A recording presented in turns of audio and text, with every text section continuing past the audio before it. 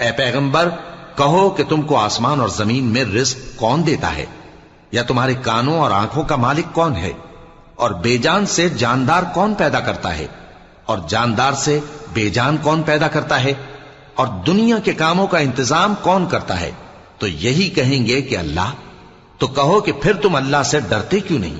यही अल्लाह तो तुम्हारा हकीकी परवरदिगार है, और हक बात के जाहिर होने के बाद गुमराही के सिवा है ही क्या, तो तुम कहां फिरे जाते हो।